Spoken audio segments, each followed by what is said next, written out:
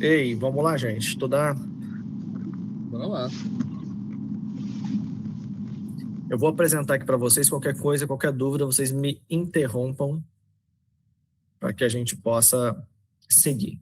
O que acontece? Hoje nós vamos falar sobre a importância da análise tripartida. Existem diversas formas de fazermos análise, mas eu queria começar com essas três mais básicas, onde, né, e a forma mais básica de cada uma dessas três. Então nós falaremos um pouco sobre a análise léxica. Deixa eu botar para gravar aqui. Tá gravando, Nilo? Ou não? Não, né? Deixa eu botar para gravar aqui. Ah, tá. Então vou deixar aí. Depois você corta a parte da maçonaria, pô. O que acontece? Então vamos lá. Análise tripartida, por quê? Porque isso aqui é o básico para você saber o significado mais detalhado do texto. Então, exigirão algumas competências, algumas habilidades e, inclusive, alguns materiais. Então, primeiro ponto, você vai precisar ter léxicos, ter um pouco uma gramática e também ter um manualzinho de semântica. Tendo esses três dentro de casa, digamos assim, você vai conseguir fazer alguma coisa. É óbvio, se tiver esses três e não tiver nenhuma noção do que é isso, nem na língua materna, no português, será necessário também aprender um pouquinho dentro do português. Mas o que eu vou fazer aqui hoje é fazer a parte mais superficial, mais básica, de apresentar para vocês esses três tipos de análise. Esses três tipos aqui são análises, digamos assim, gramaticais, sem considerar a questão hermenêutica, contextual e tudo mais. Porque a gramática é a primeira, é a primeira parte que a gente tem que lidar no texto. Porque se você fizer uma análise contextual top, mas você errou na lexical, você vai melar tudo. Mesma coisa a questão morfossintática. Existem questões morfossintáticas que são bem detalhadas. E se você não tiver feito essa análise primeiro, você pode ter confundido sujeito com predicado e, de repente, acabar dizendo que quem fez uma coisa foi uma pessoa e, na verdade, quem fez foi outra. Por exemplo, vou dar um exemplo aqui de cara que gera muito debate. Romanos capítulo 9, verso de número 22. Está escrito assim, ó. E que direis se, querendo Deus mostrar a sua ira, e que direis se Deus, querendo mostrar a sua ira e dar a conhecer o seu poder, suportou com muita paciência os vasos da ira, preparados para a perdição. Você vai perceber que aqui tem alguns verbos. Ó, primeiro o verbo direis. Esse verbo aqui está se referindo e que direis, ou seja, o que vocês vão dizer. Sobre quem? Sobre Deus. Deus em que sentido? No sentido de mostrar sua ira e dar a conhecer o seu poder. Então você vai ter aqui ó, o querer de Deus em demonstrar ira e tornar conhecido o seu poder. Ponto. O que esse Deus fez? Ou seja, ele suportou com muita paciência os vasos da ira. Então ele poderia mostrar a sua ira e destruir o vaso. Poderia mostrar o seu poder e destruir o vaso. Mas ele fez o quê? Olha, percebe que a partir do verbo suportar tem uma ideia de contraste aqui. Ou seja, ele poderia mostrar a ira e dar a conhecer o poder, mas ele suportou os vasos da ira. Vocês vão perceber que tem um paralelismo aqui, ó, vasos da ira com mostrar a sua ira. Ou seja, o vaso da ira combina com a ideia de Deus revelar a sua ira, com a ideia de Deus mostrar o seu poder. E isso daqui tem a ver com a frase desafiadora. E que direis se Deus, ou seja, o que você vai dizer, o que você vai argumentar? E aí, pronto, Deus aqui acaba sendo ó, o sujeito do verbo querer, o sujeito do verbo mostrar, que é uma locução verbal. Também é o sujeito do verbo conhecer. É Deus que pode mostrar ira, é Deus que vai dar a conhecer, e foi Deus que suportou com paciência os vasos da ira. Quando chega, porém, no verbo preparados para a perdição, as pessoas pressupõem que foi Deus que preparou esses vasos. Mas não pode ser isso. Por quê? E não é nem porque eu sou arminiano. É porque o verbo katertismena ele está no particípio perfeito. E esse verbo, todo verbo, quando está no particípio perfeito, ele não tem sujeito. É uma oração sem sujeito. Então, quando diz aqui que eles foram preparados para a ira, quem é o sujeito aqui nesse caso? A primeira resposta é: se o verbo estiver na voz passiva, alguém tornou essas pessoas vasos de perdição. Se o verbo estiver na voz média, elas mesmas se tornaram perdidas. Se o verbo estiver na voz ativa, alguém tornou essas pessoas perdidas. Então, entra, ou seja, é como se você tivesse que parar aqui e a análise morfossintática fosse trazer a solução. Aí a morfossintaxe, ela vai até um ponto. Chega um ponto que você fala, terminamos a análise morfossintática e ainda não achamos quem é o sujeito no verbo preparar. Aí eu já vou ter que ir para a pragmática. O que é a pragmática? É um outro caminho que eu tenho. Então, o que eu quero dizer com isso? É que se o cara fizer uma análise top e ele, vamos supor que ele não sabe a função do particípio grego, particípio perfeito, ele já joga Deus como sujeito do verbo preparados.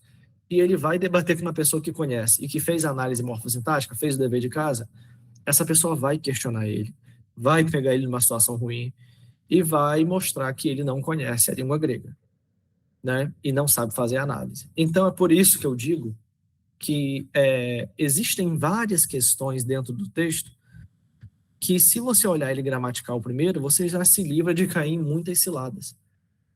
E para que a gente possa entender a função e o objetivo da questão gramatical, nós precisamos pensar no seguinte. Prestem muita atenção nessa metáfora, que isso vai ajudar. Pensem comigo que nós estamos agora numa turma presencial. Está eu mais os 20 que aqui estão. E aí, nessa sala que tem eu mais 20 pessoas, eu estou na frente, com a caneta na mão, o apagador, e aí eu digo assim para vocês: olha, para todo mundo que está lá atrás, finge que é o primeiro dia e ninguém se conhece aí, vocês não se conhecem.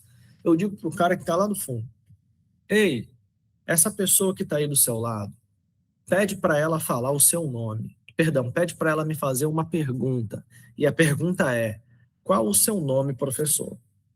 Aí a pessoa que eu pedi fala: qual o seu nome, professor? Vocês que estão na frente não conseguem ver quem está falando. Vocês estão proibidos de olhar para trás. Mas só pela frase que a pessoa falou, eu vou lá e anoto: qual o seu nome, professor? Aí eu pergunto a vocês: se vocês estivessem presencialmente nessa sala, só pelo tom de voz, vocês conseguiriam saber se foi um homem ou uma mulher que falou?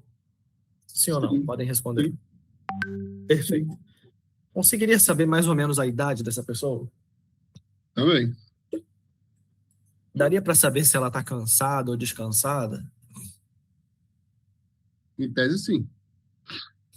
Daria para saber se ela estava com vergonha ou se ela estava animada?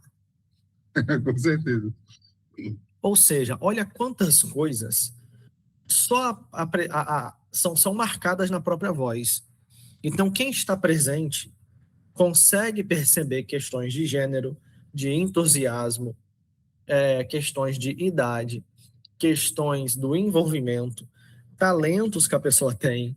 O timbre dela vai indicar muitas coisas. Provavelmente uma pessoa que entende de música, pelo timbre, já vai saber se a pessoa canta bem ou não canta, já vai deduzir. Ou seja, você consegue perceber muitas coisas explícitas, marcadas na voz, e muitas coisas implícitas, marcadas de forma mais subjetiva. Só que, se eu pegar a mesma frase que a pessoa falou, agora você só tem a frase no quadro. Qual é o seu nome, vírgula, professor, interrogação. Se você olhar só para essa frase, você sabe se foi homem ou mulher? Não. Você sabe se a pessoa estava animada ou não? Nenhuma outra característica é observável, né? Exato. Ou seja, quando você tem o texto bíblico, a única forma de você voltar para o momento em que esse texto foi falado e perceber o gênero dos presentes, perceber o entusiasmo dos presentes, perceber tudo que é necessário é através da gramática. A gramática, ela carrega o gênero, que é masculino, feminino, no caso do grego neutro, no hebraico só tem masculino e feminino mesmo, igual ao português. Se você consegue perceber se o sujeito realiza a ação, sofre a ação ou realiza sobre si mesmo, através das vozes verbais, masculina, perdão, ativa, passiva e média. Você consegue saber se aquela palavra, se aquele verbo, ele ganhou uma característica substantiva, caso ele for um particípio, ou uma característica adjetiva, caso ele seja um, um infinitivo. E aí, ou seja, a gramática, ela grita para você características que foram perdidas por aqueles que não estavam presentes no momento da fala. Então, quando você olha para a gramática, você vai ver que o texto coloca as coisas de uma maneira a nos revelar grandiosidades. Então, se você olha o texto sem gramática e deduz só pelo contexto, você está perdendo muita coisa. Você está perdendo a cor do texto. Então, eu digo que quem analisa o texto com gramática, ele vê o texto colorido, ele vê o texto marcado, ele vê o texto além do que do normal. Então, com base nisso, nós temos as ferramentas gramaticais. Agora, a ferramenta gramatical tem uma característica interessante. Ela é limitada, se eu fosse você anotava isso. A análise gramatical é limitada. Como assim, professor? Isso nos dá uma segurança, mas também nos mostra que gramática não é tudo. Tá bom? Por exemplo, por que dá segurança? Porque não é uma coisa igual à filosofia.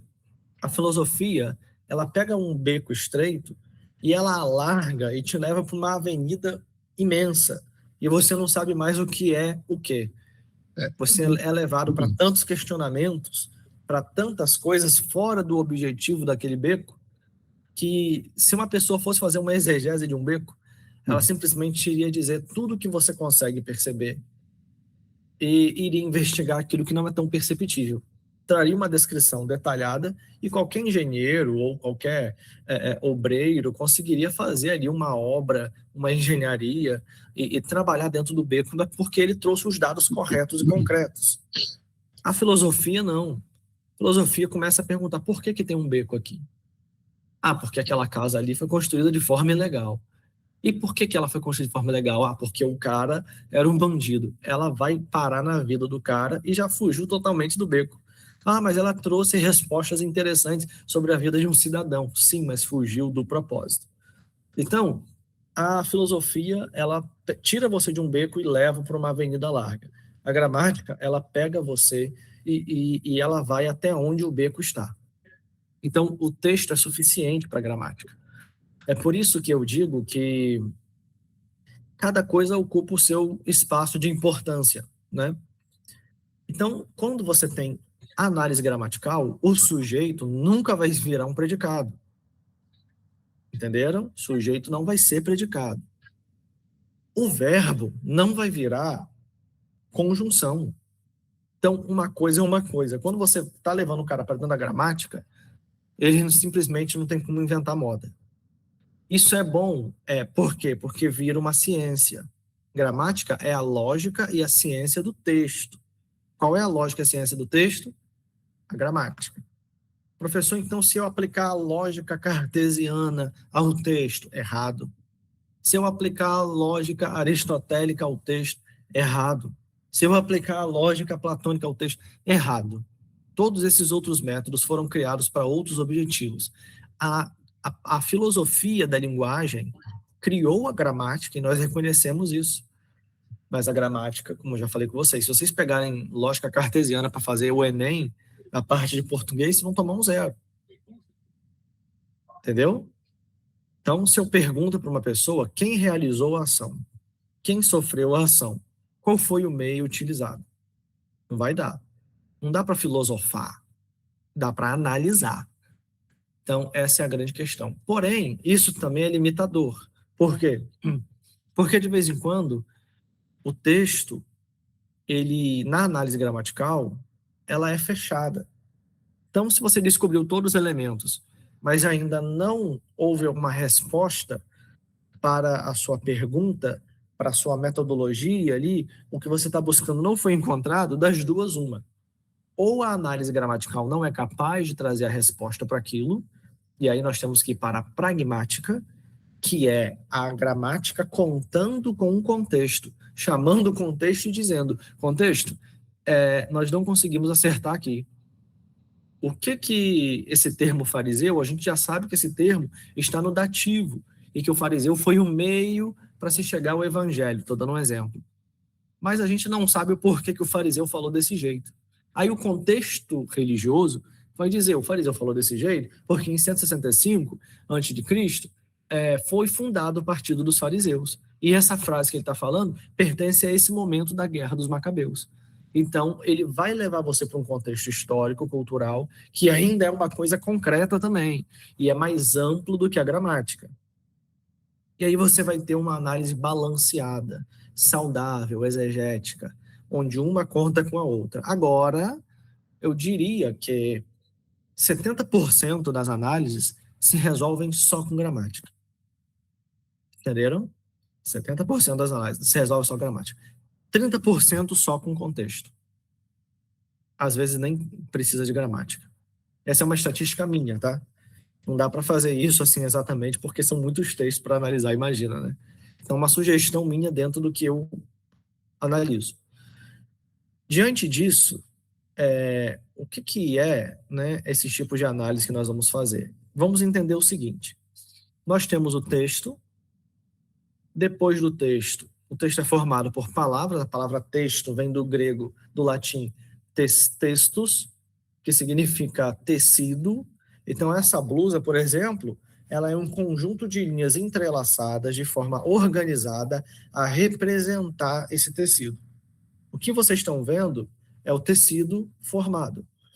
O que a gente não está vendo é o caminho que as linhas percorrem para gerar este formato no tecido. Então, quando a gente olha para o texto, é como se a análise gramatical ela soltasse o fio principal para medir o tamanho dele, para dizer a profundidade dele. Tá bom? Só que o léxico são as palavras. Então, as palavras não são as linhas que formam o texto? Exatamente. Então, o hebraico, por exemplo, tem menos do que 9.000 palavras. Então, imagina que 9.000 linhas formando todo o Antigo Testamento. Então, o que é análise léxica? É a análise individual da linha. Eu vou analisar aquela linha, aquela palavra. O que é a morfossintaxe? Eu vou avaliar quais linhas estão ligadas àquela principal. Então, eu vou olhar e vou perceber que tem uma cadeia de 10 linhas que estão ligadas àquela ali e elas formam a parte A do tecido. Então, não tem como eu analisar uma linha sem analisar a outra, ou seja, eu já estou ampliando, não é mais a análise de uma palavra, é a análise da palavra e toda a sua cadeia de sentido. E aí entra na parte semântica. A parte semântica, ela faz o quê? Ah, beleza. A parte A do sentido do tecido, ela serve para quê?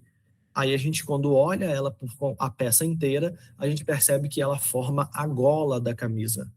Então, isso ajuda o quê, professor? A saber em que parte do corpo ela vai ficar, para qual objetivo ela vai servir.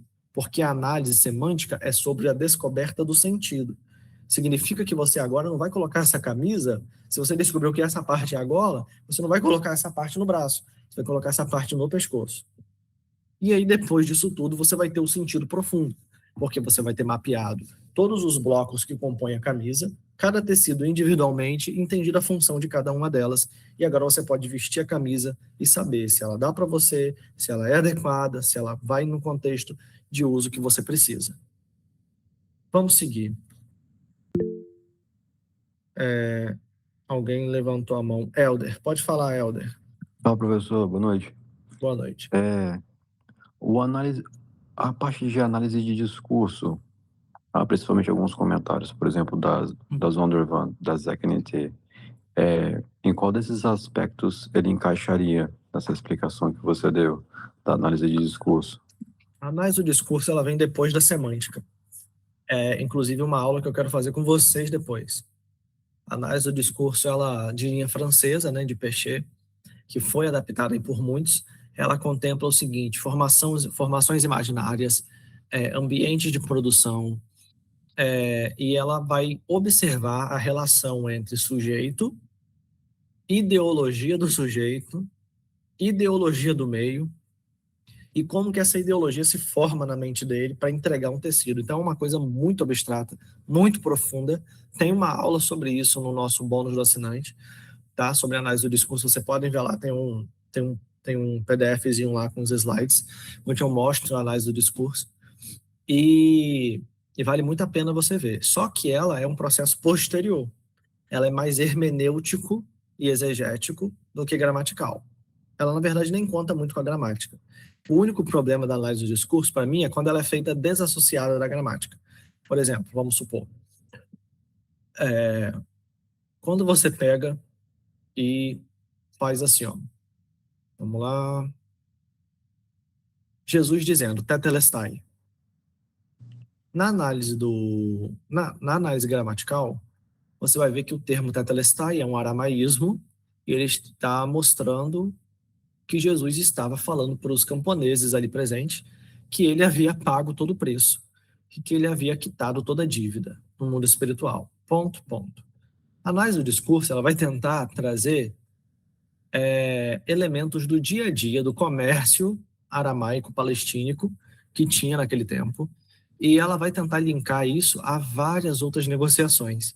Então é interessante, mas você vê que dado o sentido da palavra no contexto de Jesus, eles vão desassociar um pouco, porque Jesus está num contexto de dor, de sofrimento, de expiação de pecado, e a análise do discurso, ela meio que tira todo o peso teológico da situação e bota um peso mais sócio-literário. Então, se você avaliar uma coisa sem perceber a outra, sem ter a sensibilidade gramatical de se ater às entranhas do texto, você vai muito para a parte social, ideológica, e só porque o termo pertence ao comércio, o cara vai lá para dentro do comércio, e às vezes ele fica lá e nem volta para a cruz. Entendeu? Porque o objetivo dele é saber o surgimento daquela palavra, a ideologia por detrás da palavra, sendo que Jesus, quando usou esse termo, ele estava falando para aquele povo, mas ele não queria dar uma aula sobre o comércio e sobre como fechar um negócio, entendeu? Então, assim, em linhas gerais é isso. A análise do discurso, para mim, é uma das mais fenomenais que tem. Mas antes da gente fazer essa análise, a gente precisa fazer essa parte gramatical. Fala, Otávio. Entendi. Professor, nessa parte ainda, porque eu entendi que você explicou bem com uma sequência do texto e tal, você vai o sentido, a questão léxica, por exemplo, da negação de Pedro negou Jesus 3 vezes, né? E muita gente na restauração de Pedro gosta de ficar falando que Pedro se entristeceu porque na terceira vez, Jesus perguntou para ele fileisme, né? Usando um outro tipo de amor, já que nas duas primeiras perguntas, se não me engano, era o agapasme. E algumas pessoas gostam de ficar falando que ali, mais em detrimento, talvez, da diferenciação do amor. Só que aparentemente isso não funciona com João, porque parece ser uma coisa intercambiável. Porque em João 3,25 diz que o pai ama o filho usando, se não me engano, o agapau. E eu acho que em João 5,35, alguma coisa assim, tá lá que o pai ama o filho usando o filéu. Então parece um amor intercambiável, ou seja, o amor do pai pelo filho não muda. É só o termo que João intercambiou ali, mas continua sendo o mesmo. Então o foco Exatamente. é da restauração e não do amor em si desnivelado ou variando. Eu entendi. Então, vamos lá. Primeiro ponto. Existem muitos problemas aí nessa análise. Primeiro ponto. De fato, João, inclusive a análise do discurso, trabalha sobre isso, que é condições de produção. Ou seja, se eu coloco, mas esse texto aqui tem um estilo muito profundo, tem um paralelismo, um membrorium, antitético. Só que quem escreveu o texto? João. Mano, Joãozinho não tinha condição de botar essa estrutura toda ali. Então, ou foi um amanuense, aí a gente começa a pensar no amanuense. Será que o João usou um amanuense? Ou seja, ele falava o texto e alguém muito hábil na escrita colocava, fazia um copydesk e colocava de forma muito mais detalhada? Isso é possível. Por exemplo, acontece muito com Paulo. É Tércio que escreve Romanos, por exemplo, né? E Tércio era um homem habilidoso. Agora, quando você olha para João, se eu entender que há em João 21 um paralelismo de fato entre os termos agapao e phileo, que são dois verbos, que é diferente de agape e de philê, que são substantivos, né? Um é o verbo amar e o verbo gostar, e o outro é o substantivo amor e o substantivo afeição. Então, quando eu olho para o texto de João 21, eu percebo, se eu assumir que tem ali um paralelismo, eu preciso, o análise do discurso vai falar, tá, mas é comum João fazer esse paralelismo ou ele fez um paralelismo só em todos os 5 livros que ele escreveu? Então, eu penso assim, sabe, a gente tem que investigar toda a literatura, porque se aquilo for um paralelismo, é muito estranho para João fazer aquilo. Agora, se for Lucas, meu amigo, Lucas usa paralelismo o tempo todo. Então, questiona-se um pouco. Aí vai levantar, sabe qual a hipótese, Helder? De um Deutero João. Será que tem o primeiro e o segundo João, porque o estilo diverge? Então, o que a maioria das pessoas fazem? Optam por entender que ali João está usando os termos sem nenhuma preocupação em fazer um paralelismo sofisticado de categorias de amor, mas que ele está usando de forma intercambiável mesmo. Agora, é um tanto estranho mesmo ele colocar agapasme, depois filé. É estranho. Professor, aí no A caso, única coisa é porque a gente conhece João. Aí a gente conhecendo João, que é o pior grego do Novo Testamento, é o de João, entendeu? Aí a gente fica assim, tá. Então entra esse problema, né? Autoria ou não autoria. Ô, Fabiano, antes de você falar, deixa só o Otávio falar primeiro, porque ele levantou a mão ali. sim, senhor. Deixa só o Otávio Fala, falar. professor. Fala, meu querido. A minha pergunta seria a seguinte, ó. Como nós temos vários tipos não, né? Os principais tipos de textos, por exemplo, que nós temos é o texto crítico, o texto recebido e o texto majoritário, né? Aí eu sei que o senhor já explicou em algumas aulas e tem até no bônus do assinante sobre que a gente tem que ser um pouco neutro nisso, mas só que se a gente for fazer essa análise semântica tudo aprofundadamente, se tu fizer num tipo de texto, vai ser um resultado. E se tu fizer em outro, pode ser outro, correto ou não? Como que funciona isso na prática? Quando há divergência material nos textos, sim, né? Haverá divergência nas conclusões. Mas quando os textos estão iguais ou as diferenças são triviais, você consegue chegar na mesma conclusão. Então, assim, eu recomendo mesmo você fazer uma seleção de qual é o melhor material. Ou seja, avalia um texto crítico, avalia o texto recebido, e aí depois de decidir a parte de crítica textual, aí sim se parte para análise gramatical. Inclusive eu digo isso, gente, quem está fazendo grego, quem está fazendo exegese, quem está fazendo hebraico, se não fizer a crítica textual, você pode acabar fazendo uma análise top em cima de um texto que foi mal construído. E aí, né, vou dar um exemplo para vocês que aconteceu em debate, tá? Eu não lembro exatamente. Ai, meu Deus, poxa, eu queria lembrar do texto. Mas era algum texto que o cara estava usando. E ele era contra o texto crítico, esse cara. Ele era contra. Para ele só serviu o texto recebido. Mas o texto que ele usou para fazer a análise dele era baseado no texto crítico e ele não sabia. Eu falei, amigo, você não é adepto só ao texto recebido? Ele só.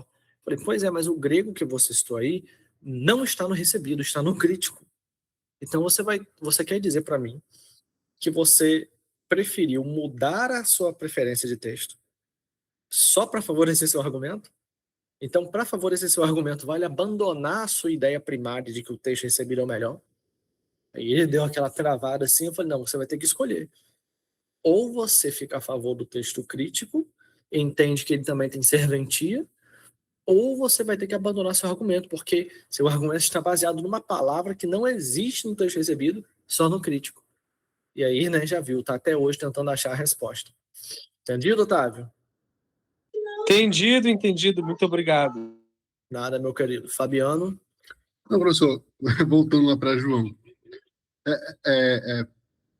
Primeira coisa, é interessante o senhor falar que ele é o pior grego do Novo Testamento. Pior que o de Pedro. Pois é, porque o de Pedro chega a ser até desconexo algumas coisas lá nas cartas de Pedro, assim, ele troca algumas coisas, mas enfim, não sou perito nisso, não vou nem argumentar. Mas aquela questão das trocas dos amores ali, né, do Filéu e do Agapau, como o João ele constrói toda a narrativa dele, do Evangelho, em cima de um dualismo entre espírito e carne, alto e baixo, luz e trevas, e assim por diante. Será que ele não constrói uma dialética entre agapau, no caso, né, e filéu? Porque é justamente...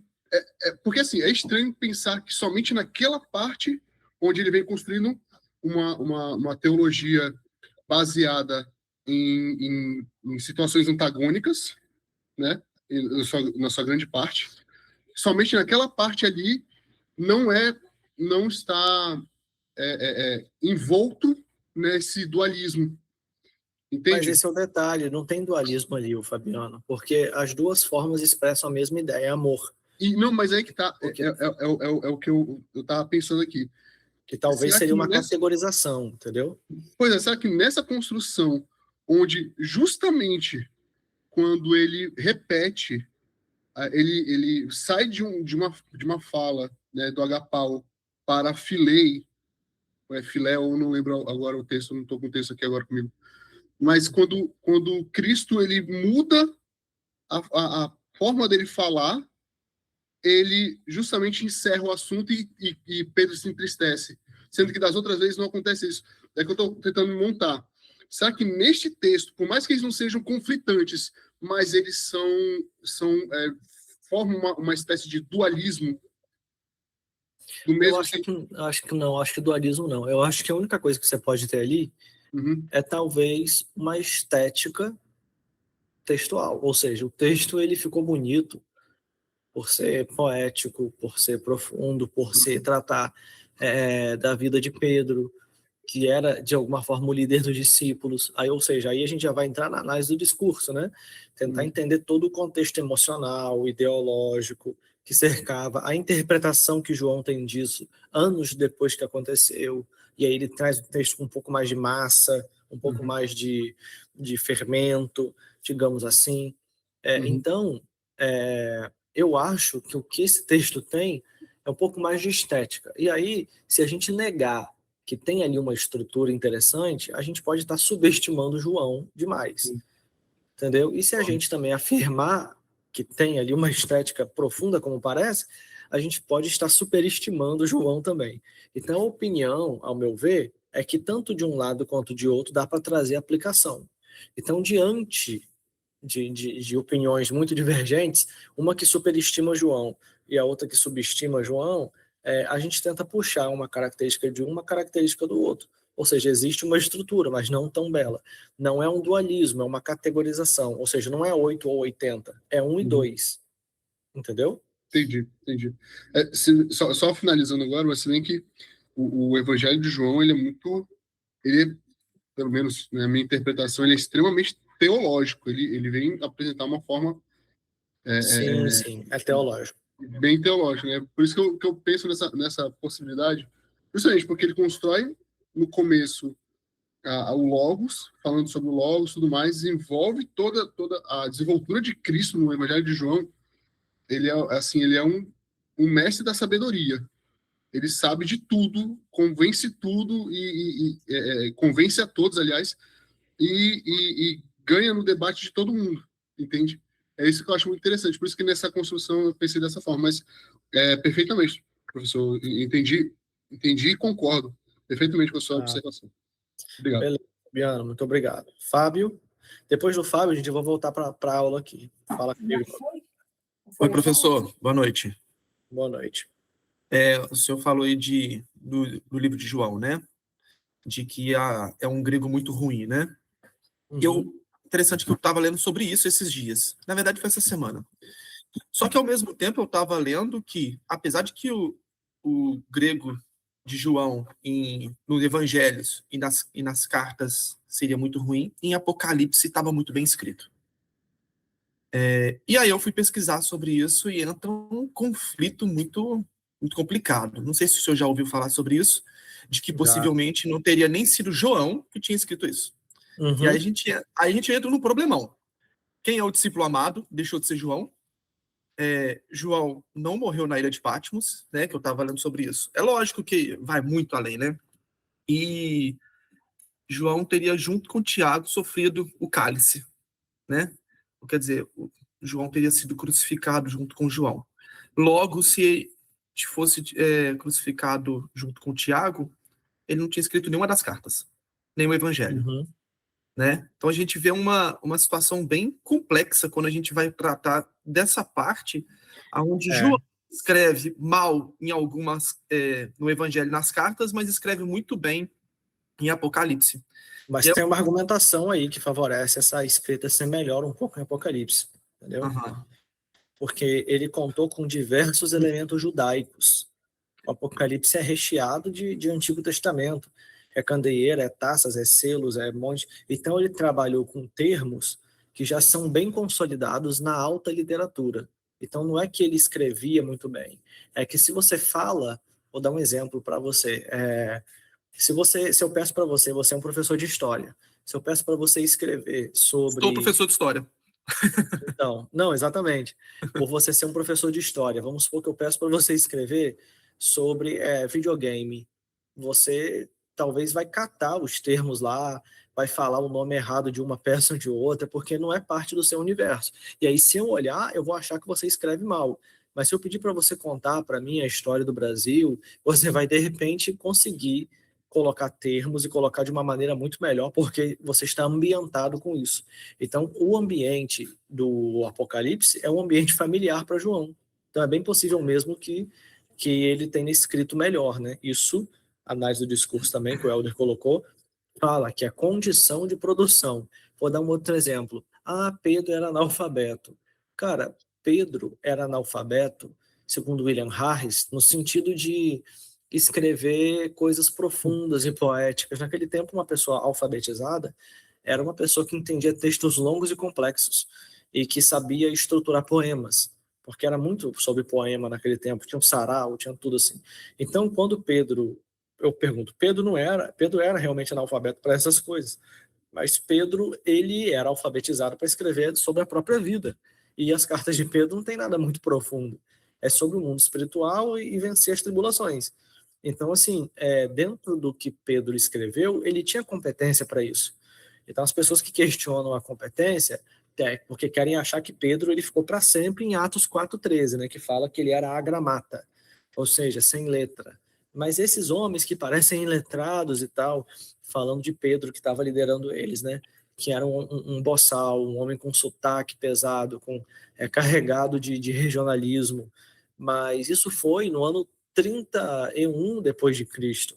Pedro escreve por volta do ano 70 ali, alguns colocam até 80 depois de Cristo. Então, Pedro, ele aprendeu, eu até brinco com isso para vocês, ó. Se Pedro demorou 50 anos para aprender grego, mas não desistiu e aprendeu, entendeu? Então, fica triste com vocês que não estão aprendendo em um ano, não. Mas uma hora vocês aprendem. Mas, além disso, né, a gente também pode considerar, eu sei que a gente foge um tanto quanto da parte do estudo, mas se tratando de Pedro, dá a entender a Bíblia também que ele foi abençoado com dom, né, porque vai falar que ele estava conversando com o povo lá como se fossem iguais, né, mesmo tendo, de toda forma, uma ignorância da parte de ensino. Né? Hã? Ali foi o Tecalaitova, né? E por aí. Mas Pedro fala, olha que interessante, Pedro passou a ser um leitor de coisas mais difíceis. E eu provo a você que Pedro passou de um boçal para um cara que lia literatura avançada. Tanto é que em 2 Pedro 3,16 ele fala, há pontos difíceis de entender nas cartas de Paulo. Então Pedro passou a ser leitor de Paulo, provavelmente motivado a escrever por causa de Paulo. Pedro passou não só a ser um cara a ler, mas ele tentava entender. Para ele dizer que tem pontos difíceis de entender, é porque Pedro estava botando o cérebro para funcionar.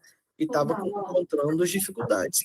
Mas ele estava tentando entender. Isso aí está na frente de um monte de gente que para na primeira leitura. Entendeu? Mas, de toda forma, Pedro foi Silvano também, né, que ajudou Pedro a escrever, né? Sim, sim. Silvaninho estava lá. Assim como Silvano, quem ajudou Silas, né? Marcos, assim como quem ajudou Marcos a escrever, foi Pedro. Foi Pedro. No caso, mas aí, no caso, Pedro narrou para Marcos, né? Sim. E no caso, é a mesma coisa, Pedro teria narrado para Silvano escrever para ele. Só Entendeu? que aí tem um detalhe. Isso daí mostra Pedro envolvido na atividade literária. Ele não era alguém que esquivava disso. Ele, Sim. hora ou outra, estava envolvido, querendo Tava envolvido. colaborar.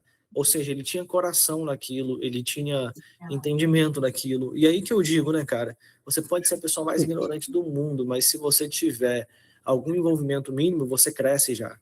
Com certeza. Entendeu? Acho que Pedro é uma grande lição pra gente nesse sentido. Mas, no caso, só para fechar, o senhor acha que Pedro, então, escreveu tanto o Evangelho, as cartas e Apocalipse? Acho sim. Tá, perfeito. Inclusive pelo próprio prelúdio de Pedro lá, né, no início lá. Agora vamos lá. Vocês sabem a diferença de léxico para dicionário? Primeiro, o dicionário, ele... Eu não vou nem explicar aqui tanto, que vocês já estão lendo, né? O dicionário é o conjunto de todas as palavras de uma língua. Então, professor, eu quero estudar a língua portuguesa. Vamos lá, quero estudar o grego. Você comprar um dicionário grego é muito diferente de você comprar um léxico grego. Porque um dicionário grego ele vai conter todas as palavras da língua grega. O léxico grego ele é um conjunto de palavras de um nicho da língua grega. Então, existe léxico grego da filosofia grega, léxico grego do Novo Testamento. O léxico grego do Novo Testamento, você não vai encontrar termos da filosofia de Aristóteles, que viveu no mesmo tempo do período Koiné, ali praticamente, no iníciozinho da transição do Ático para o Koiné. Mas não, Aristóteles usou termos totalmente diferentes que não são usados no Novo Testamento. Quer ver só? Tem um léxico grego de Ivan Cobre. Léxico grego de Ivan Cobre. Esse léxico aqui, ó. Esse léxico aqui, ele tem vários termos que tem um ou outro na Bíblia, mas ele é o grego koiné e ático, só que da filosofia. Então, o léxico é nichado.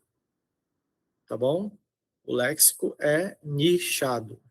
Então, quando você fala léxico, geralmente você vai esperar que ele seja léxico grego do Novo Testamento. Aí você tem vários. Então, você tem aqui também, léxico grego. Deixa eu ver se tem aqui ainda. Da Septuaginta. Você vai acabar vendo esse daqui que pega os dois, né, realmente. E aí, tem outras obras que já representam melhor isso. Então, quando você vê, a ideia de léxico é um conjunto vivo de palavras e usos de uma língua. Reúne sentidos reais em uso, mas voltado para um nicho. O dicionário é obra de consulta que registra parte do léxico. É parte do léxico e todo o restante. Ou seja, você vai encontrar naquele dicionário o que você encontra no léxico. Mas você vai encontrar muito mais também. Tá bom? Enfim, né? Aí você tem aqui o esquema de análise, que você primeiro, quando você compra um léxico, né? E eu aconselho o léxico grego, professor, qual que eu devo comprar? Só esse daqui, não compre mais nenhum. Não perca dinheiro comprando outros léxicos. Só esse daqui. Se quiser tirar um print agora, essa é a hora. Esse é o léxico que se deve comprar. Léxico grego, português, Novo Testamento, baseado em domínios semânticos. Ele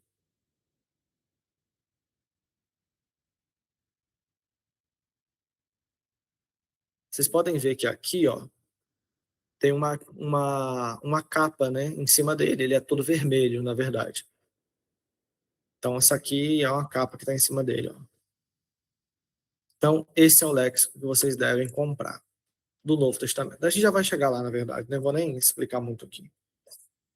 Então, primeiro você analisa a palavra, o sentido possível, o uso no contexto, e aí você chega ao sentido real.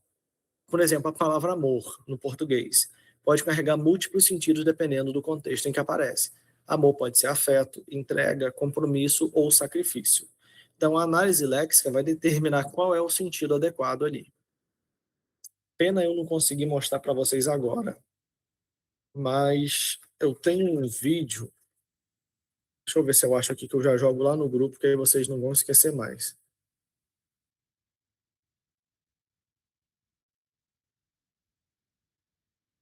De análise léxica.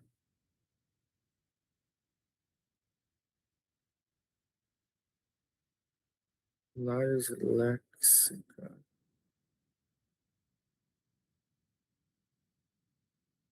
Ou eu botei semântica? Opa, achei. Olha aí que luxo.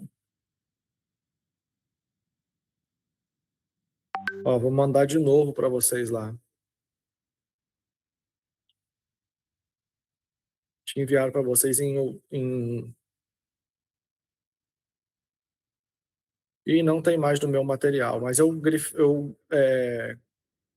marquei lá. Depois alguém pode ir, alguém que tem ainda esse vídeo, né? Pode pegar lá e, e postar de novo, tá? Por favor. Aqui eu vi que Saulo, Vitor, Marcelo, Lino e Bruno Amarantes curtiram, né? Então, bota lá esse vídeo, porque eu ensino como fazer isso dentro do My Bible. O My Bible já está tudo detalhado dentro de cada contexto, é bem interessante. Morfologia, sintaxe e morfossintaxe é o seguinte: morfologia estuda a forma da palavra, como ela é construída, suas partes e variações. Então, é aqui na morfologia que você vai aprender o que é radical e o que é terminação. Terminação também é chamado de desinência. Então, por exemplo, o verbo cantar, cante, até a letra T, é o radical. Tudo que vem depois dele vai ser terminação. Então, posso falar cantou, cantei, cantaste. Você vai ver que sempre depois do T muda, e essa mudança vai indicar se o verbo cantar está no presente, no passado, no futuro, se é a primeira, segunda ou terceira pessoa, está no indicativo, imperativo ou subjuntivo, por aí vai. Então, a forma da palavra indica para a gente muitas coisas. A sintaxe, por sua vez, é a função da palavra, ou seja, qual o papel dela na oração.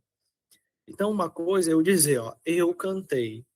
Se eu falar para você, faça uma análise morfológica da frase eu cantei. Quer ver só? Vamos lá. Vou colocar aqui para vocês um exemplo, né?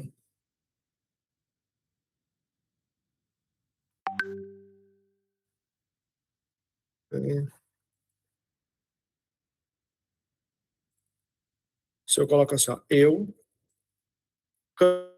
cantei ontem. Eu falo para vocês, faça uma análise morfológica. E aí, professor, como é que eu faço uma análise morfológica? É assim, ó. Eu é o quê? Pronome pessoal reto da primeira pessoa do singular.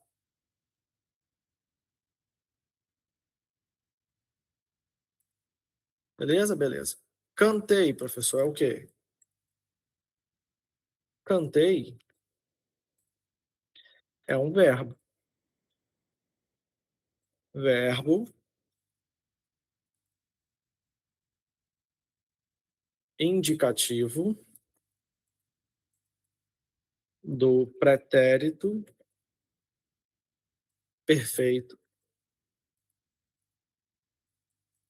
ativo da primeira pessoa do singular. E ontem? Ontem é o quê?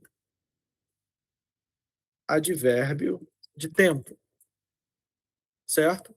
Isso é uma análise morfológica. Na análise sintática vai ficar diferente. Por quê? Eu vai virar sujeito. Professor, mas você não... Eu não é um pronome? Sim, mas na análise sintática, o pronome aqui vai fazer a função de sujeito. E o verbo, professor, como é que vai ficar?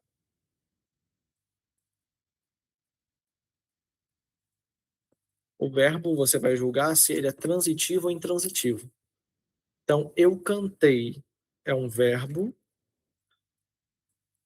intransitivo. Por quê? Porque ele tem sentido completo. Quando eu digo eu cantei, fechou. Já está o sentido aqui, ó. Professor, e o advérbio vai virar o quê? Ele vai virar o adjunto adverbial, nesse caso. Então, olha só que interessante. A análise morfológica traz uma coisa e a análise sintática revela outra.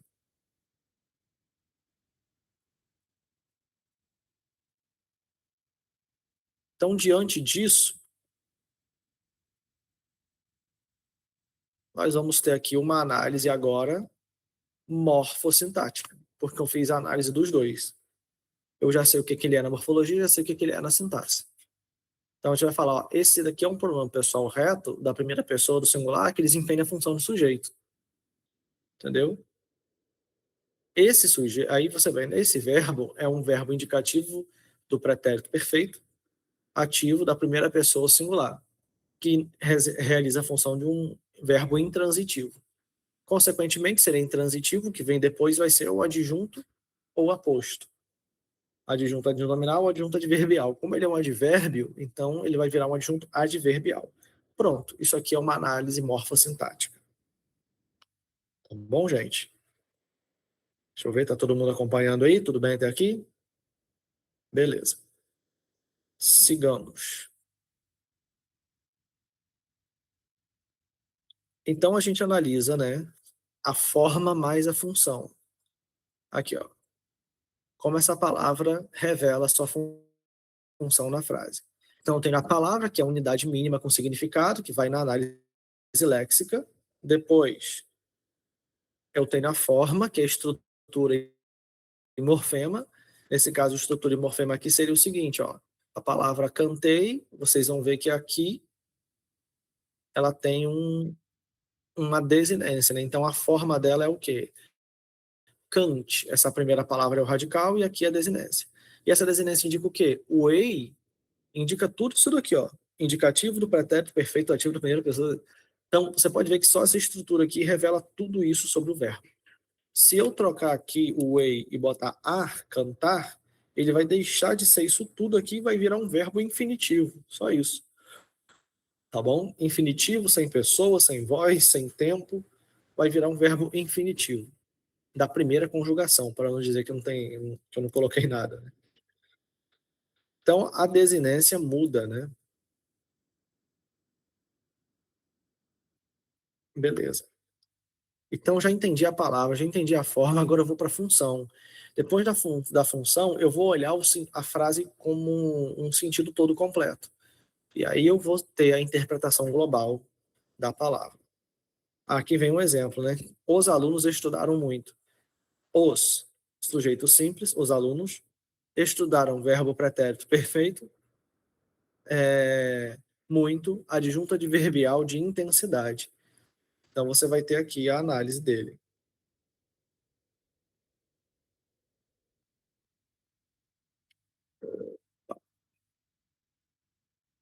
Marcha com o varão. Análise semântica, senhores. Vamos lá?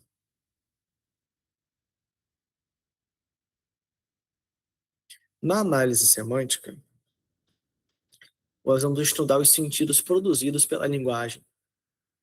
Por exemplo, uma análise semântica ela vai trabalhar com o contexto, que é o sentido real da palavra, a figura de linguagem, que é o valor expressivo dela, a polissemia, que é a possibilidade de ela ter mais de um sentido, também tem a ambiguidade, que é quando ela tem dois sentidos, né? Que é o famoso lá, ele é ambiguidade o tempo todo.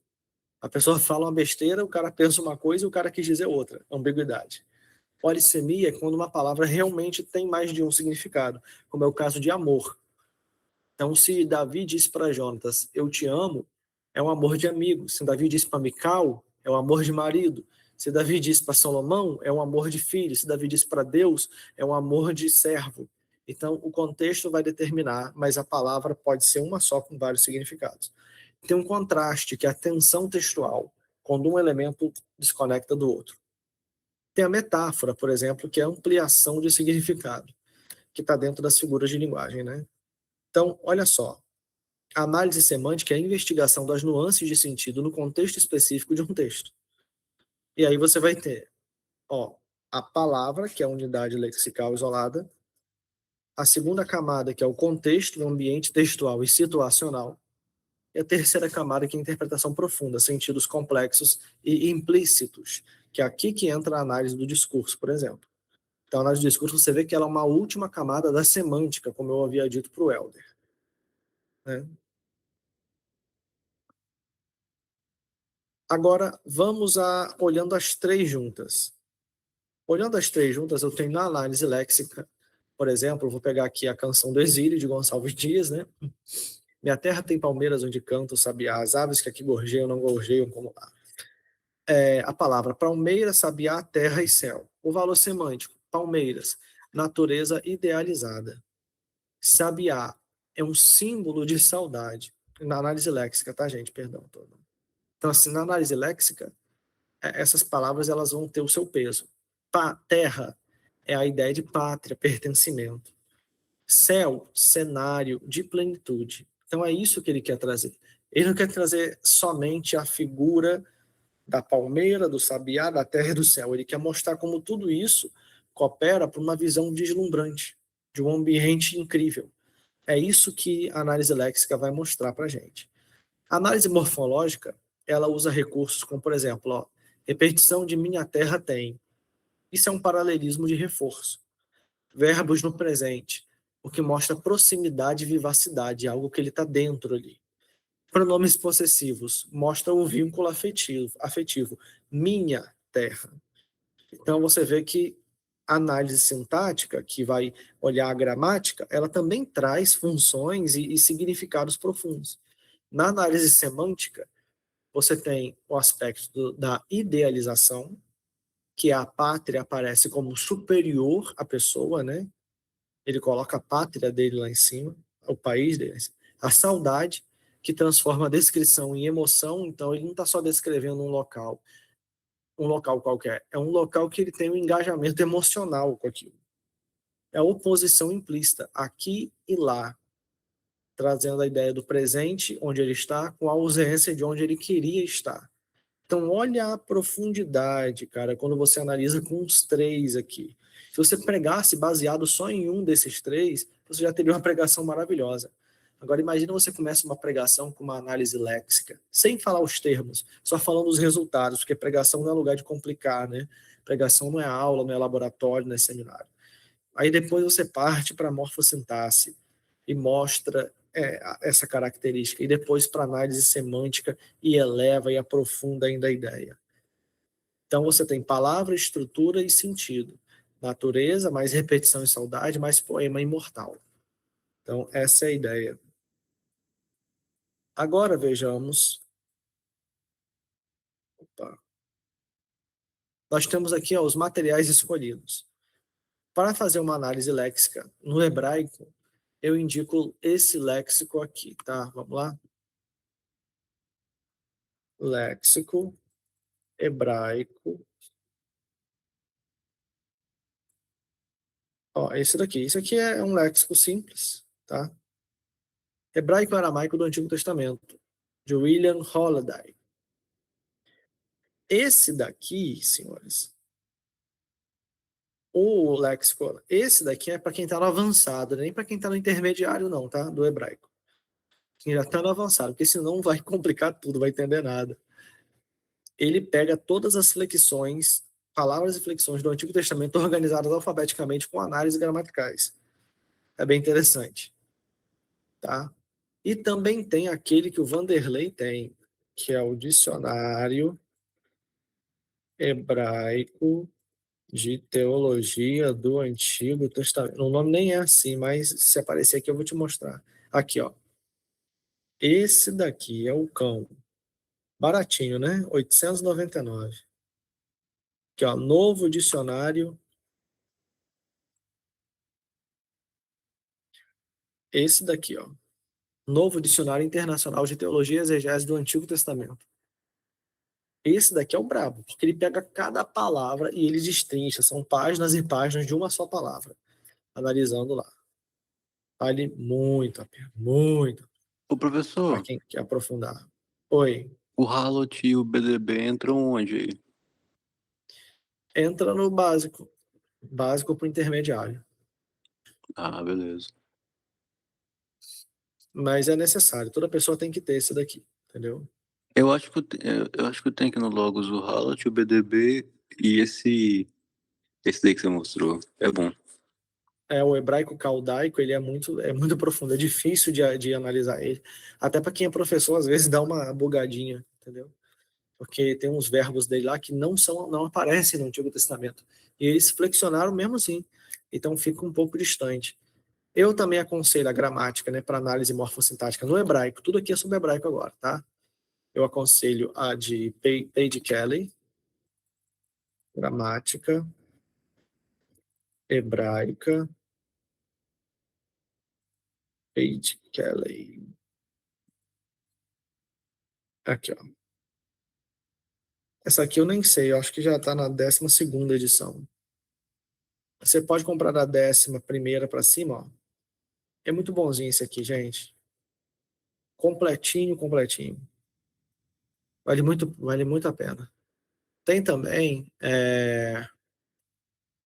a gramática hebraica de Guilherme Kerr. De Guilherme Kerr. A preta.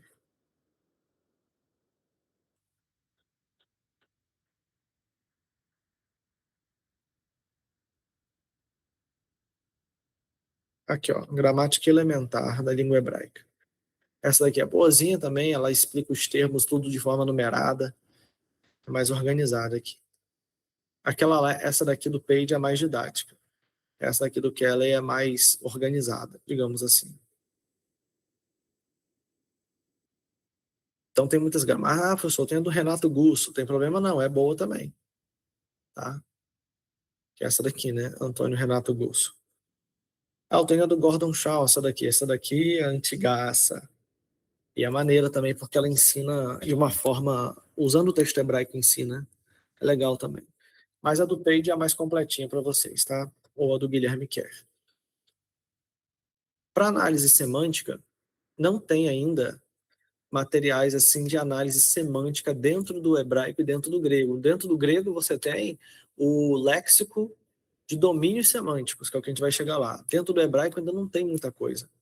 Tem semântica junto de sintaxe, mas submetida à sintaxe, que é um outro livro que depois eu mostro para vocês, mas é mais para avançado. Aqui, o Lino, você me pediu, só que é do hebraico moderno. Eu ia até ver esse daqui, ó. Hebraico moderno, manual de verbos hebraicos sem segredo. Mais de 100 verbos conjugados, mais de 70 exercícios para fixação. Entendeu? Só que é hebraico moderno, né? Tem um também, é de Iva Mendes, eu acho. Deixa eu ver aqui. Verbos hebraicos. Ivan Mendes, eu acho que é isso. Que ele tem são 273 verbos. Eu usei na época da faculdade, eu decorei quase tudo.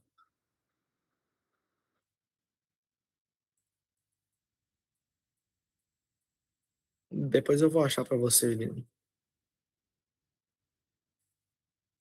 Mas aí, gente, então aconselho isso. Ah, tá. Eu de semântica, eu vou aconselhar um que foi de uma professora que eu tive na faculdade para aprender semântica. Esse aqui vai servir tanto para analisar hebraico como grego, porque semântica acaba sendo uma área só. Entendeu?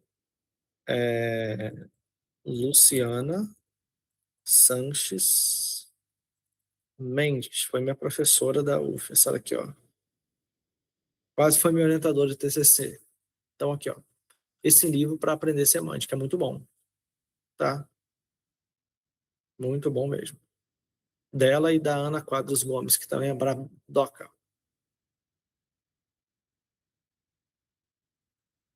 Então é isso, né? E aqui agora vamos analisar um texto base.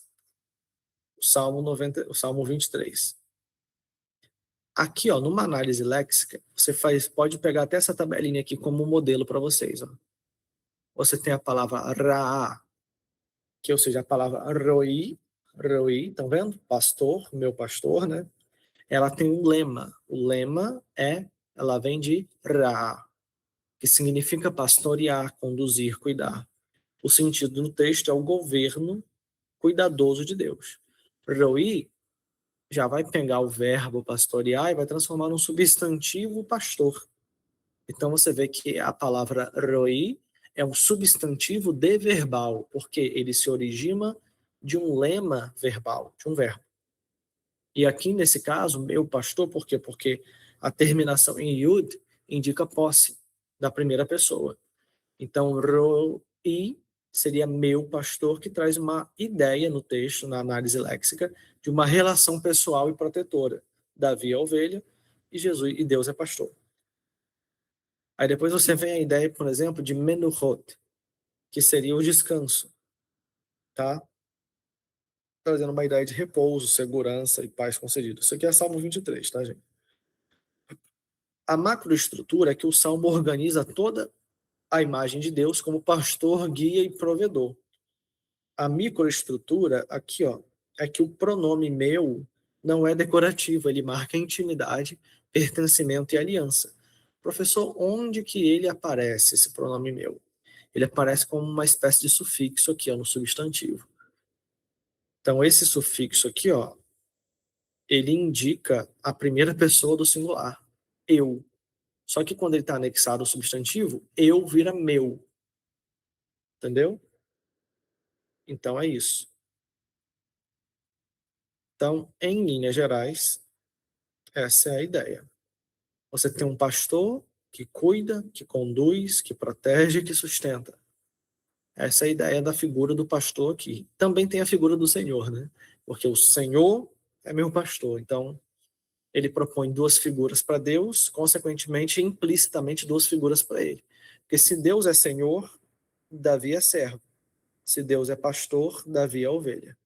Então, você tem duas figuras explícitas de Deus e duas figuras implícitas para Davi.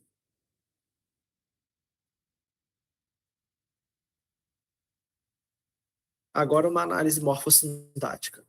Você tem o vado conversivo, que é importante. Ele altera a função temporal e aspectual do verbo, cria uma sequência narrativa e fluidez.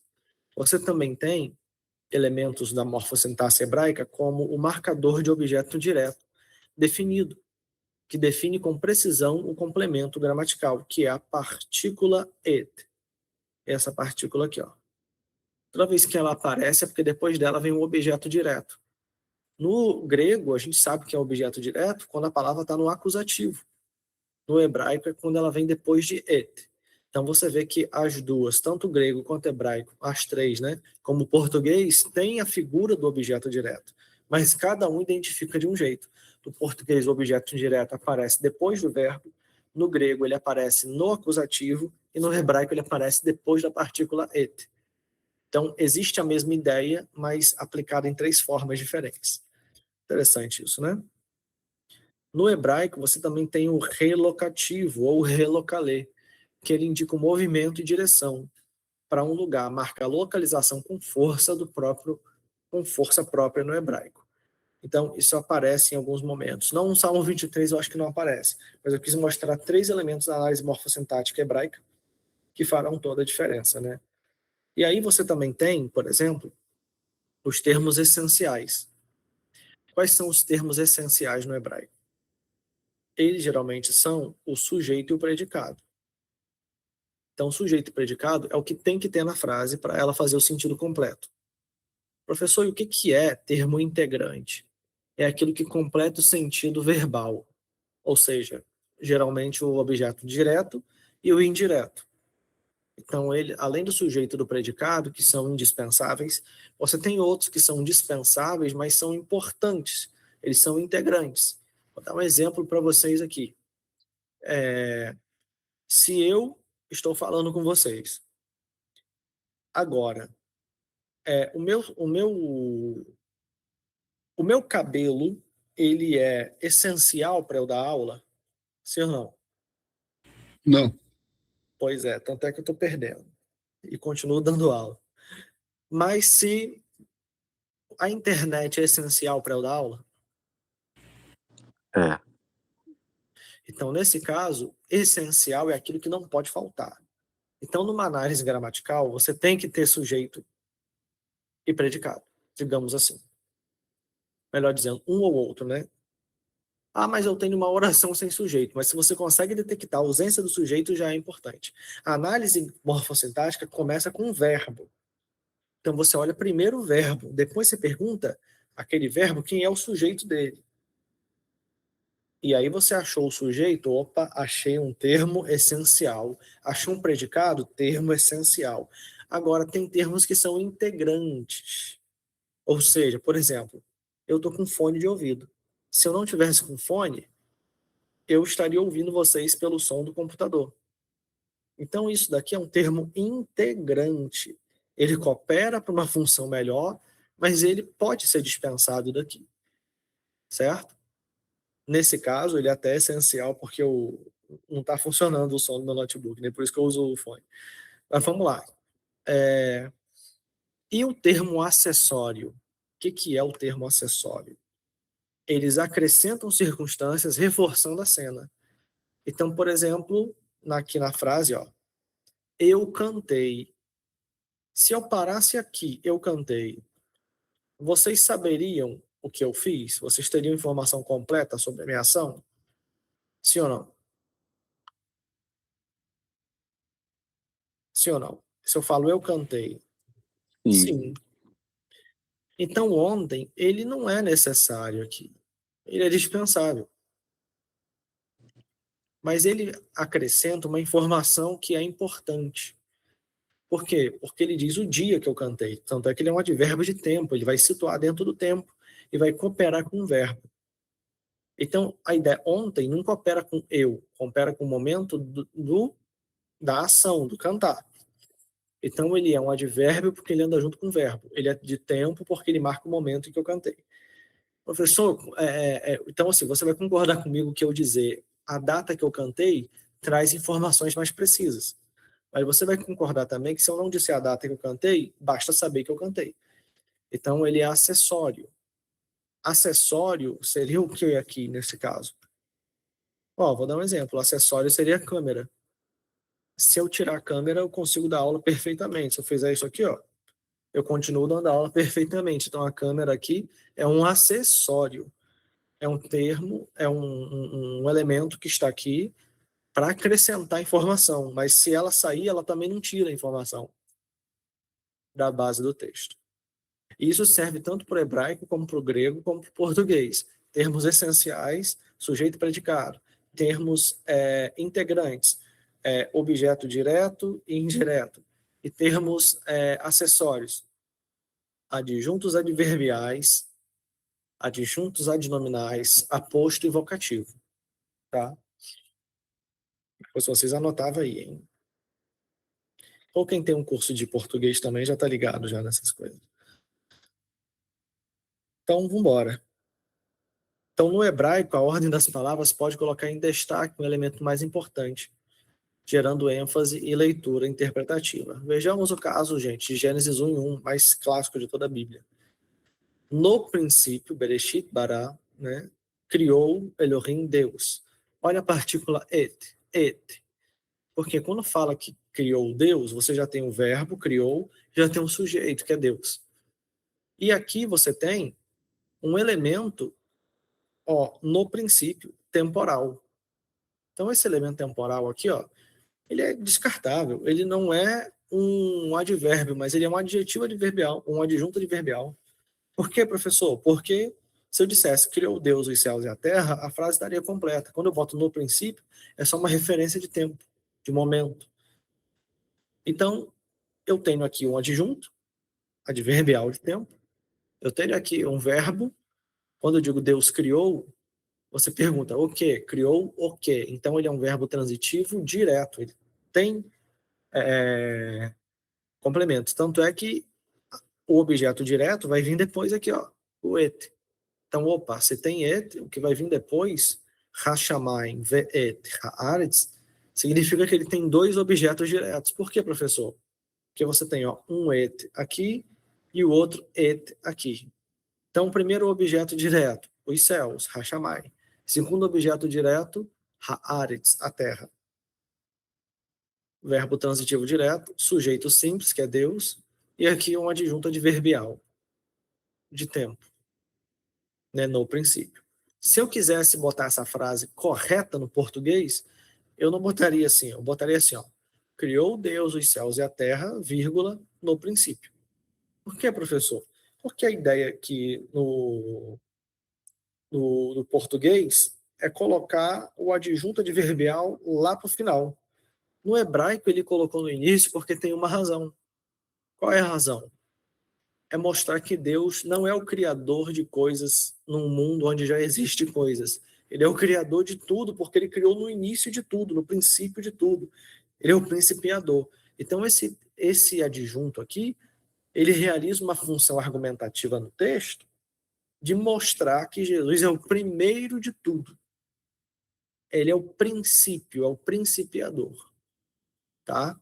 Então, se o texto começou com um termo que deveria estar lá no final, é porque esse termo quer mostrar alguma coisa para gente. Essa é a grande ideia. Então, vamos continuar. O professor, rapidinho, nessa uma coisa de apologia Falar. apologética bem rápido. Baseado nisso daí, a gente pode argumentar que as três coisas, o tempo, a matéria e o espaço, foram criados ao mesmo tempo e o verso 1 do Gênesis 1 poderia sustentar isso? Ou é forçar demais? Então, aí já seria. O texto não vai dizer isso, né? Mas dá para pressupor isso, haja vista que a ciência entende que as coisas existiram, essas coisas existem concomitantemente, né? Simultaneamente, Isso. uma espécie de simbiose. Então, se Deus criou tudo no princípio, ele criou dentro de um tempo. Se criou o tempo, e o tempo existe dentro da matéria, então as outras coisas vêm por acarretamento. A gente chama isso na semântica de inferência de acarretamento. E que inferência de acarretamento? É quando, se eu empurro você, pressupõe-se, acarreta-se deste ato de empurrar, o ato de você também se deslocar para trás. Então, eu não estou dizendo que você se deslocou, mas se eu te empurrei, é óbvio que isso aconteceu. Então, inferência de acarretamento. Quem fala isso é o Cláudio Moreno, né? Sobre que tipos de inferências são possíveis fazer dentro do texto. Então, isso é semântica também.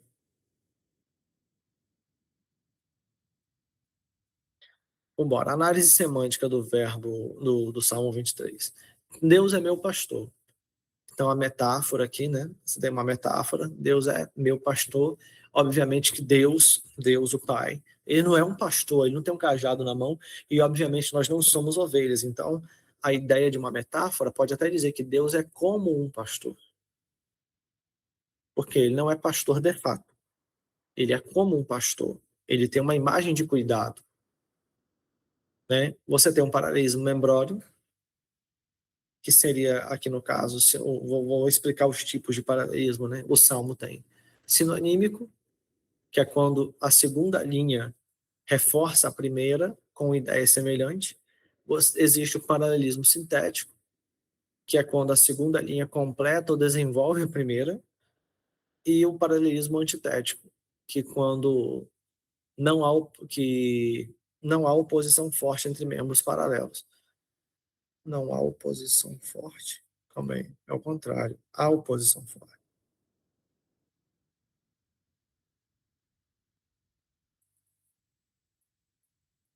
Vou só ajeitar aqui para não ficar zoado.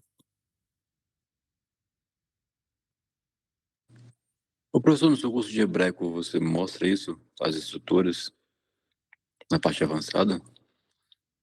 A parte avançada eu ainda vou fazer, do hebraico. Acredito que até o final do ano eu vou lançar. Ah, beleza. Então, aqui, ó, por exemplo, ó, o que que é paralelismo? Você tem a linha 1 e a linha 2. Vamos lá. Se vocês vão me dizer se essa linha ela tem uma relação de repetir, acrescentar ou se opor. Repetir, acrescentar ou se opor. Isso nós chamamos de paralelismo de membros, porque você tem o membro 1 e o membro 2, e eles têm uma relação entre si. Essa relação pode ser de 3 formas. Ela pode repetir, intensificar, ela pode aumentar a ideia, ampliar, ou ela pode contradizer a ideia anterior. Então, se eu digo assim, ó, o Senhor é meu pastor, nada me faltará. Ou seja, paralelismo, membro 1, o Senhor é meu pastor. Membro 2, nada me faltará. O nada me faltará se relaciona de que maneira com o Senhor é meu pastor? Ele repete a ideia, ele acrescenta ou ele contraria?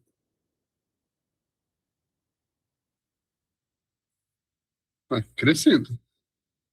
Exatamente. Porque, ou seja, nada me faltará acrescenta o tipo de cuidado de quem é o meu pastor. Agora, se eu digo assim, ó, vou mudar o salmo só para vocês verem. O Senhor é meu pastor, porém também é como um lobo. Contraria. Contraria. Agora, se eu digo, o Senhor é meu pastor, traz um cajado em suas mãos para me aproximar. Eu meio que estou repetindo a ideia, porque eu peguei a figura do pastor e só descrevi. Entenderam? Então, se eu repito a ideia, o paralelismo é sinonímico. Se Mas eu professor, mas aí, no caso, quando ele fala assim, nos versos seguintes, e me guia nos vales verdejantes, ele está reforçando a ideia anterior, a ideia primeira, né, do pastor. está reforçando e ampliando, porque ele está mostrando a maneira com que ele cuida. Entendeu? Sim. Então, ele, por exemplo, ele pega elementos da vida dele, né, Vale da Sombra da Morte, e pega metáforas da atividade pastoril, que é águas tranquilas, né? Então, assim, ele pega elementos da vida pastoril e linka com a vida dele e faz um poema incrível. Tá? Métrica e ritmo. Gente, ó, cada salmo possui cadência, o salmo possui cadência curta, equilibrada e suave, com paralelismos que geram fluidez, tranquilidade e repouso. Então, qual é a imagética pastoral, né? Vales, águas, mesa, cajado, criam um cenário concreto de cuidado e proteção. Então, você tem aqui, ó, a metáfora, que transfere o cuidado pastoral para Deus, a imagem pastoral, que evoca a cena rural e conforto, paralelismo, que reforça o sentido por repetição, e o ritmo, que cria cadência e gera segurança. Então, você percebe que o Salmo 23, olha só que interessante, ele tem essa pegada. Ó, o Senhor é meu pastor. Então, Senhor, você concorda comigo que o Senhor, ele refrigera a alma, guia pelas veredas da justiça? Isso aqui combina muito mais com o Senhor do que com o pastor, né? Vereda de justiça e tal, olha aí, ó. Guiar, isso é o Senhor. Mas no verso 2 é o pastor, pastos, águas tranquilas. Então você vai ver que o verso 5, prepara-me uma mesa na presença dos meus inimigos, unge minha cabeça com óleo, meu cálice. Isso tem a ver com o Senhor. Mas o verso 4, andaste pelo vale da sombra da morte, hoje estás comigo, tua vara e teu cajado me consolam, tem a ver com o pastor. Então, olha o paralelismo, a métrica dele. O verso 1 apresenta duas figuras. O verso 2 começa falando da última figura, que é o pastor. O verso 3 fala do Senhor. O verso 4 fala do pastor. O verso 5 fala do Senhor. E o 6 finaliza. Então, você tem aqui um verso de apresentação de duas figuras. Os versos pares, que é o 2 e o 4, fala da segunda figura. Os versos ímpares, que é o 3 e o 5, falam da primeira figura, que é o Senhor, e o verso 6 fecha. Viram como a métrica é ajustada, bonita, organizada?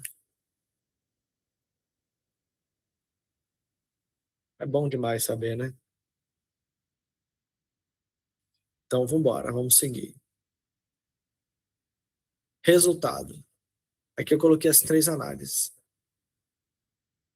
O léxico traz o pastor, o repouso, o vale, a mesa, concentram cuidado com a visão.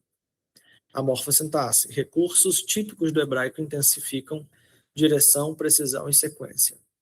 Semântica. O texto comunica segurança, intimidade e governo amoroso. Aí mostra, né? Palavra mais estrutura mais ensino, igual a leitura profunda do Salmo, igual ao entendimento de Deus como guerreiro, pastor e provedor. Então, aqui, né, daria para aprofundar mais ainda que tipos de pastores tinham em Israel, que tipos de ovelhas tinham em Israel, qual desses tipos Davi se referia. Aí já são perguntas mais de análise do discurso. Agora vamos para os materiais do grego. Agora já terminamos a parte do hebraico, vamos para o grego. No grego, qual o léxico que eu indico? Eu indico esse aqui, né, gente? Já mostrei para vocês lá, né? Léxico grego de domínios semânticos. Nem precisa mostrar de novo, mas estou mostrando, tá? Esse aqui que tem que comprar. Professor, para análise morfossintática, eu indico a chave linguística. O professor não vai indicar uma gramática, não? Vou indicar também, pode ser, mas vamos começar com a chave linguística do Novo Testamento. Se vocês não têm, tem que ter, ó. Já tem essa daí. Essa aí mesmo. É muito boa. Eu tinha uma menorzinha, também achava ela muito boa, mas essa aí ela é bem completa. Bem completa. Sim. Tem a Essa aqui, ó. menorzinha também. Essa vermelha e dourada para a direita. Aqui, Isso, né? isso, isso. Essa aí. Eu tinha essa aí também. Verdade, ela é menor mesmo. Uhum. E aí, eu indico essa. Agora tem um, cara, que eu não vou conseguir indicar para vocês, porque ela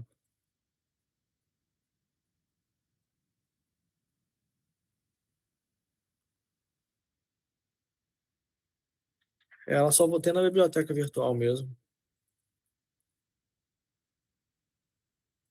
Essa menorzinha, professor, eu usava para o meu devocional. Caraca, sem É, humildade é, nenhuma. lá no seminário, eu tinha ela, eu não tinha muitas condições de comprar livros maiores e mais robustos, né? Aí essa aí eu achei uma promoção boa. Aí eu comprei e usava ela para o meu devocional, toda manhã. Olha que top. Ó, eu vou indicar para vocês, lá no nosso biblioteca virtual tem, porque ele não tem para comprar, então vou ter que indicar o PDF mesmo.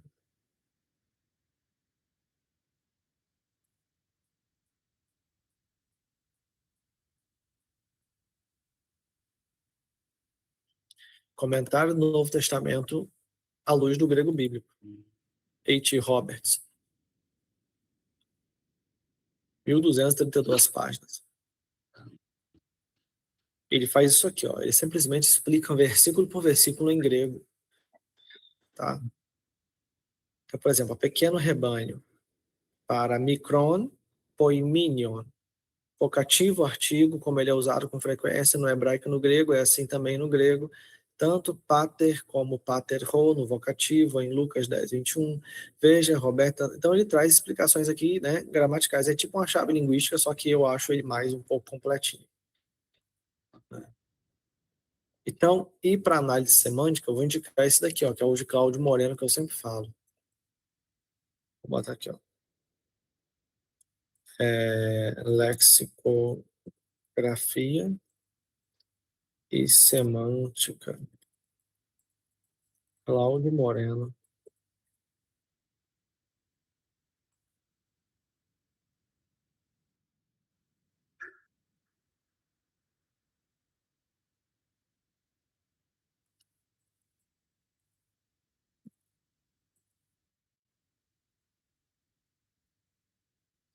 Ué, cadê?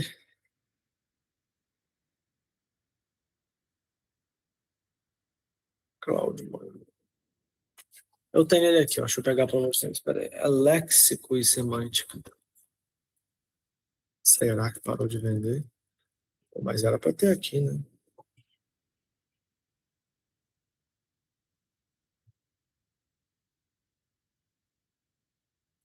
Vou pegar ele aqui, vai ser mais fácil, eu acho.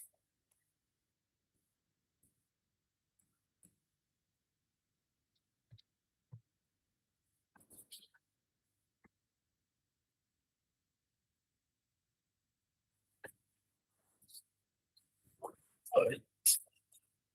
Pronto. Deixa eu botar para vocês.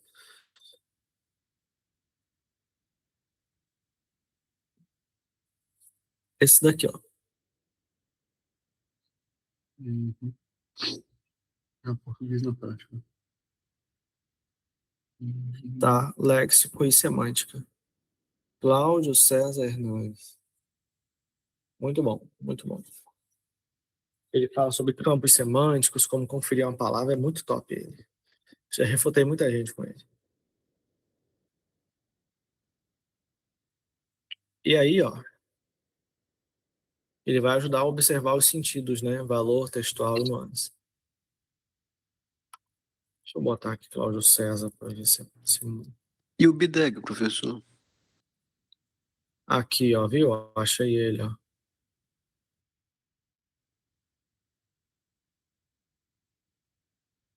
E o quê? O BDEG, do Bauer Dunker. Ah, é bom também. Bom também. Mas é mais léxico, né? Esse daqui é um livro que explica o que é léxico e o que é semântica, entendeu? Ele é um pouco Entendi. mais acadêmico, assim, é mais... Tanto é que ele é material de universidade, esses daqui que eu tô indicando, né? Isso aqui é papo de Alta Books, editora. Alguns que eu indiquei são da Unesp.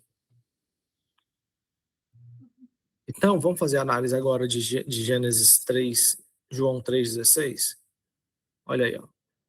A palavra é agape, e a palavra agape, ela deriva do lema agapao.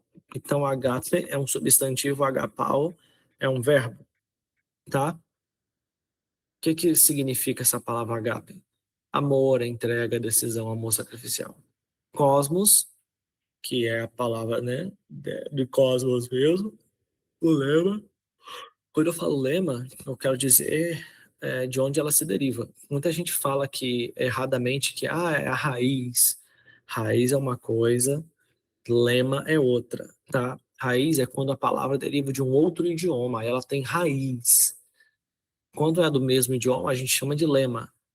Por isso que eu não aceitei o vai lá te falar para mim lá, que eu estava usando falácia da raiz, só para dizer que apostasia deriva de afirme. Então, apostasia é um substantivo, deriva de afirme, que é um verbo. Ele falou que eu falei falácia da raiz. Eu, se eu quisesse ali, eu poderia ter, né? Ou falar qual a diferença de raiz para lema. Entendeu? Não ia saber, né? Ou ele saberia e teria que voltar e pedir desculpa por ter falado que eu usei falácia. Mas eu me segurei muito porque pela admiração que eu tenho pelo cara, o cara é diferenciado. Ó, pisteion vem de pisteio, que é o verbo também, crer, confiar, depender. Então a análise léxica vai trazer isso daqui, né? Erro, que é o verbo possuir, tudo mais. A macroestrutura é que o centro do versículo é o amor de Deus, que gera a ação salvadora em favor da humanidade.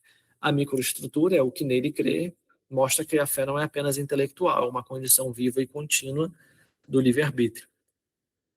Né? Helder Não é e não. Fabiano não vão gostar muito, não.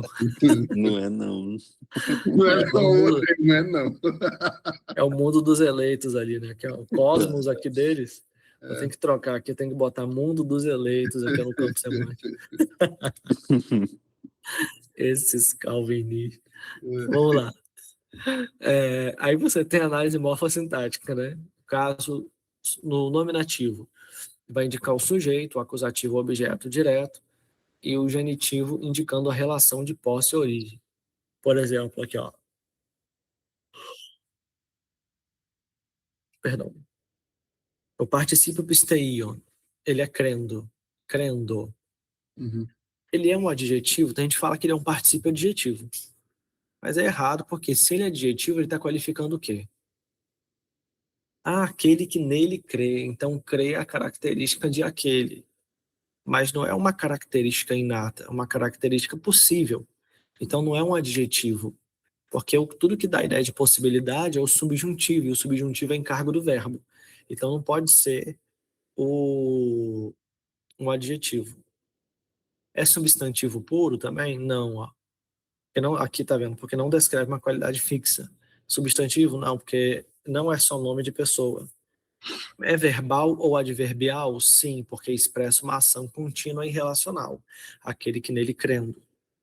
A fé aparece como ato contínuo, não como evento isolado. O particípio revela isso. Aí entra o sentido teológico, né? Ó, a forma verbal, que é os tipos de verbo e o aspecto, é a primeira parte.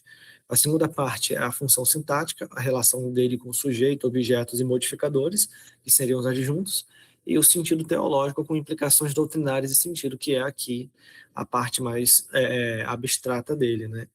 Que é fruto das outras duas anteriores.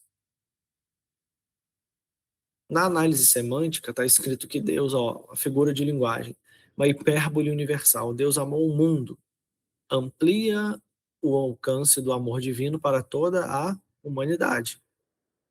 Estilo textual. Você vê que tem uma progressão, o amor entrega a fé e a vida, que vai conduzindo ao clímax, né? Ou seja, o amor termina em vida eterna. E no meio dele ali você tem o filho sendo entregue e você tem a fé daqueles que recebem o filho. Você tem uma clareza, porque as frases são curtas e diretas, não é muito profunda. É profunda no ato, mas não profunda em poesia, né? Isso fortalece a força declarativa, porque fica mais direto, todo mundo entende.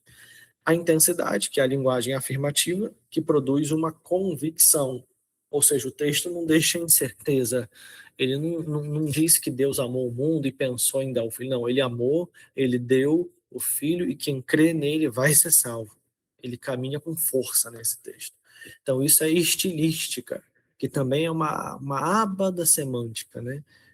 Até uma área mais separada da semântica. E aí você tem uma declaração solene, que o versículo é construído para soar como uma declaração, não como uma reflexão abstrata, mas uma coisa que se deve falar, né? E tem uma antítese. Qual que é a antítese? Perecer é antítese de vida eterna. E o destino de perdição, destino de salvação. Então você tem aqui, nesse caso, uma antítese daquele que crê em relação àquele que não crê. Tá? Então é isso, ó. Essas são as verdades do texto. Amor entrega a fé, vida eterna. Amor entrega a fé, vida eterna. São os 4 pilares desse texto que a gente analisa aqui com a questão semântica, né? Bem, senhores, dito isso, nós temos aqui o resultado das 3 análises. O léxico reúne a palavra amor, mundo, fé e vida eterna com densidade teológica, porque ele pega os 4 termos principais e faz uma análise. A morfossintática mostra que o grego tem uma função especial ali no particípio do verbo pisteion, e a semântica mostra como que o evangelista faz um estilo de ganhar força, carregado de verdade, de afirmações. É uma linha reta que tem 4 pontos e no final tem um contraste que é baseado na aceitação do filho, crendo nele, ou na rejeição do filho, não crendo nele. Então a gente pode pegar aqui a síntese final, que existe a palavra, a gramática e o sentido. Isso entrega o texto mais profundo e, no final, o entendimento disso é uma mensagem de salvação. A tríplice análise mostra que a palavra não perde profundidade. Quando estudada, ao contrário, ela se revela ainda mais rica. Léxico, palavras com densidade teológica, como agape, cosmo e pisteion, e morfossintaxe, que é os casos gregos, e particípios que revelam função e contínua fé, e a semântica, que é a força universal evangelística e contrastiva do versículo mais conhecido da Bíblia. E aqui, senhores, nós encerramos a nossa aula de hoje. O Lino pode fechar aí, que agora é só resenha.